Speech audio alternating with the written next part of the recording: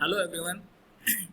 Types of computer में उसकी जो 3 डिफरेंट टाइप्स ऑफ कैटेगरीज थी, application of computer, second one is on the basis of purpose and the third one is on the basis of size. तो application के बिहाव पर हम लोग पहले लास्ट जो सेशन में डिस्कस कर चुके हैं। जो सेकंड टाइप्स ऑफ कंप्यूटर है जैसे कि है जो कि है on the basis of purpose, यानी कि उन्हें या उनके उद्देश्यों के अकॉर्डिंग कितने भागों में बांटा गया है। तो उन्हें उनके उद्देश्यों के अकॉर्डिंग जनरली 2 भागों में बांटा गया है। The first one is general purpose computer and the second one is special purpose computer. Now the first one is general purpose computer, यानी कि सामान्य उद्देश्यों की पूर्ति करने के लिए ऐसे कंप्यूटर जिन्हें कि डेली रेगुलर रूटीन्स की एक्टिविटीज को मीट आउट करने के लिए बनाया जाता है। यानी कि ऐसे सिस्टम्स जो जनरल रूटीन्स का वे ऑफ वर्किंग वाला जो है काम कर सकते हैं, जैसे कि सिंपल वर्ड में कोई डॉक्यूमेंट्स को टाइप करना, एक्सेल में कोई कैलकुलेशंस वगैरह या कोई स्प्रेडशीट्स को बनाना, पावर पॉइंट में कोई प्रेजेंटेशंस को बनाना या सिंपल डेटाबेसेस वगैरह क्रिएट करना। So these are the regular routine works which is performed by the system. That type of system is called a general purpose computer. ऐसे कंप्यूटर जिन्हें सामान्य रूप से रेगुलर रूटीन्स जो टास्क होती हैं उन्हें पूरा करने के लिए बनाया जाता है, वे सिस्टम जो हैं वे सारे कंप्यूटर जनरल पर्पस कंप्यूटर कहलाते हैं।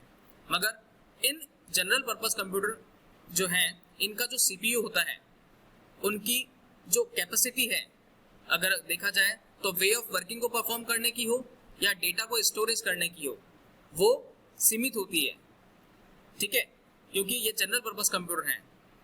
The second one is special purpose computer, जैसा कि इसके नाम से ही पता है, स्पेशल पर्पस कंप्यूटर। ऐसे कंप्यूटर जिन्हें किसी स्पेशल पर्पस के लिए डिजाइन किया गया हो, बनाया गया हो या किसी स्पेसिफिक एप्लीकेशंस को या टास्क को परफॉर्म करने के लिए अलग से बिल्डअप किया गया हो या बनाया गया हो।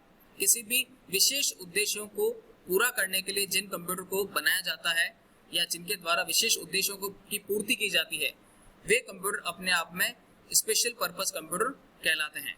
और इन सिस्टम्स की जो वे ऑफ वर्किंग है, काम करने की जो क्षमता है, वो काम करने की क्षमता उनकी कार्य के अनुरूप होगी। अगर कार्य जो है या वे ऑफ वर्किंग बहुत ही टिपिकल है तो उसी के अकॉर्डिंग उनका सीपीयू होगा और उसी के अकॉर्डिंग उसमें डेटा को स्टोरेज करने के लिए ह्यूज कैपेसिटीज वगैरह यूज में ली गई होंगी। यानी कि जितना ज्यादा हार्ड कॉम्प्लेक्स वर्क होगा उसी के अकॉर्डिंग उनके सीपीयू जो हैं उनकी गीगाहर्ट्ज होंगे वो बहुत ज्यादा हाई होंगे और डेटा को स्टोरेज करने की जो कैपेसिटी होगी वो भी बहुत ज्यादा हाई होगी। जैसा कि रेगुलर रूटीन्स में अगर देखा जाए तो हम लोग जनरल पर्पस के अकॉर्डिंग स्पेशल पर्पस के जो सिस्टम्स होते हैं उन्हें रेगुलर रूटीन्स में यूज में नहीं लिया जाता है। उन्हें सिर्फ किसी स्पेसिफिक टास्क को परफॉर्म करने के लिए डिजाइन किया जाता है, जैसे कि like nuclear research, weather forecasting, aircraft launching, satellite communication, different types of medical terms, engineering applications, agriculture departments या different types of film industries for music composition.